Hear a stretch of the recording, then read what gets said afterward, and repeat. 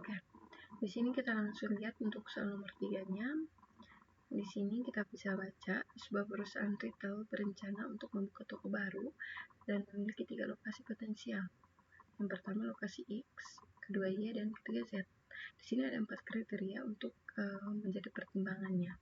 Itu ada C1, fleksibilitas lokasi, ada C2, volume lalu lintas pengunjung, C3, biaya sewa tempat, dan yang terakhir C4, potensial persaingan bisnis. Oke, untuk pertanyaan pertama di sini jelaskan bagaimana Anda akan menggunakan metode AHP untuk membantu perusahaan ini dalam mengambil keputusan lokasi toko baru. Oke, hal pertama yang saya lakukan di sini yaitu tentu mengidentifikasi kriteria. Nah, dari soal ini kita sudah bisa lihat untuk kriterianya itu ada 4, yaitu C1 sampai dengan C4 ini. Kemudian langkah kedua yaitu dengan menentukan alternatif. Nah, dari soal di sini sudah ada 3 alternatif lokasi yang mau dipilih. Itu ada lokasi X, Y, dan Z. Kemudian setelah kita sudah menentukan alternatif kriteria, kita sudah menentukan kriteria, sudah mendefinisikan kriterianya, kemudian sudah melihat alternatifnya. Langkah selanjutnya yaitu kita akan melakukan perbandingan kriteria, penilaian perbandingan kriteria. Nah, itu maksudnya bagaimana kita membandingkan misalnya nilai C1 ini lebih penting daripada C3 atau C3 sedikit lebih penting daripada C2, seperti itu. Nah, kemudian setelah itu baru kita masuk ke perhitungan nilai bobot relatifnya. Setelah mendapat nilai bobot relatif, kita masuk ke normalisasi, dan setelah itu kita masuk ke perankingan atau perhitungan terakhir, yang kemudian kita bisa menentukan di bagian mana yang akan kita pilih atau lokasi mana yang akan menjadi alternatif terbaik dalam penyelesaian kasus nomor 3 ini menggunakan metode AHP. Oke, itu untuk jawaban nomor A. Kemudian lanjut untuk nomor B, bagaimana Anda melakukan bobot dari setiap kriteria tersebut dengan menggunakan AHP. Oke, jadi untuk pertanyaan nomor B ini, tentu yang pertama kita akan membuat dulu untuk matriks perbandingannya, yaitu menggunakan pairwise, yang dimana kita akan membuat pasangan untuk kriteria-kriteria dari perbandingan yang akan kita buat nanti. Kemudian setelah kita sudah membuat matriks perbandingannya, kita akan hitung jumlah kolom dari matriks pasangan yang sudah kita buat tadi untuk mendapatkan jumlah preferensi relatif untuk setiap kriterianya. Kemudian yang ketiga, kita melakukan normalisasi kolom perbandingan, dan setelah melakukan normalisasi, kita sudah melakukan nilai normalisasinya, kita akan menghitung rata-ratanya dari setiap nilai normalisasi tadi untuk mendapatkan bobot relatif dari setiap kriteria. Selanjutnya itu untuk menghitung bobot, kita akan masuk ke hasil akhirnya, yaitu tadi setelah kita menghitung bobot kriteria, kita lihat hasil terakhirnya itu dia konsistensi atau tidak. Kemudian setelah itu baru kita bisa tahu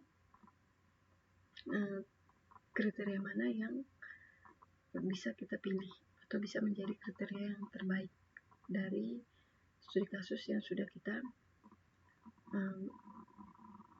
yang sudah ada ini.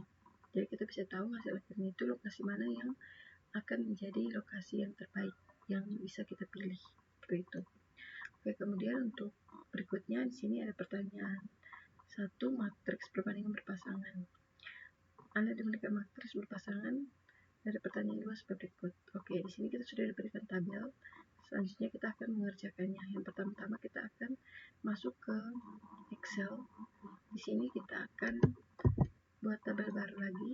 Ini untuk nomor 3. Ini dia menggunakan metode AHP.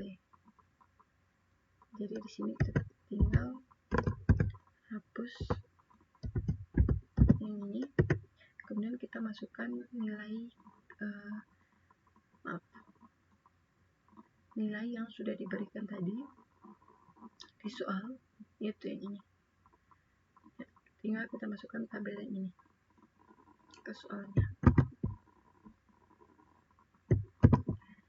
Di sini kita akan menghitung menggunakan perhitungan manual Excel dan juga menggunakan Python. Di Python kita menggunakan program. Jadi yang pertama kita akan menghitung yaitu perhitungan menggunakan Excel. Perhitungan manual menggunakan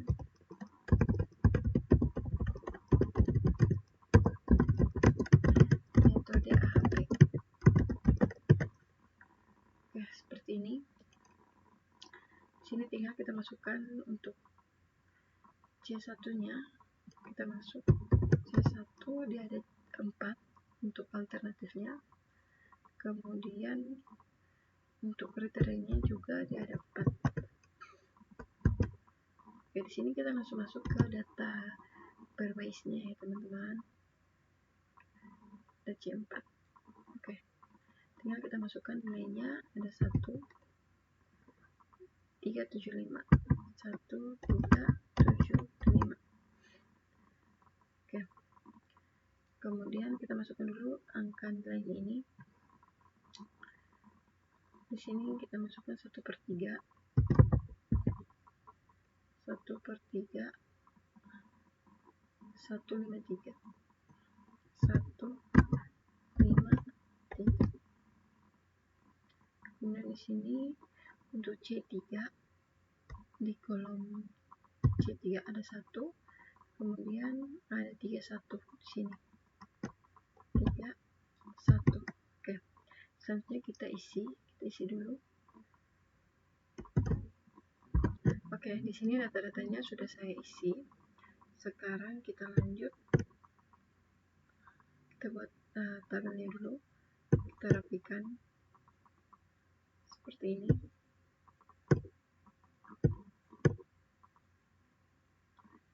Oke, di sini kita bisa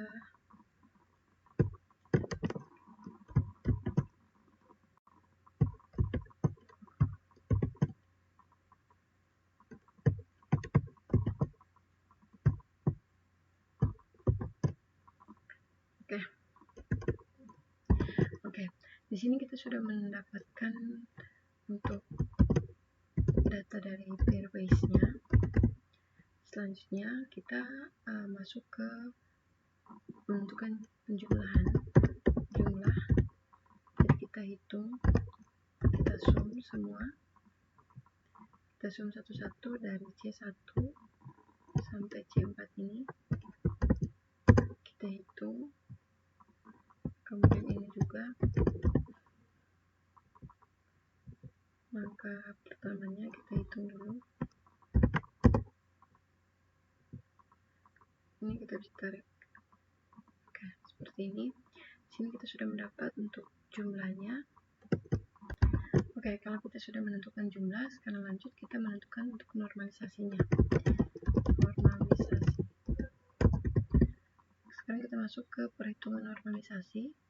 Di sini untuk perhitungan normalisasinya, yaitu caranya kita melakukan pembagian dari Perbase data ini bagi dengan jumlah.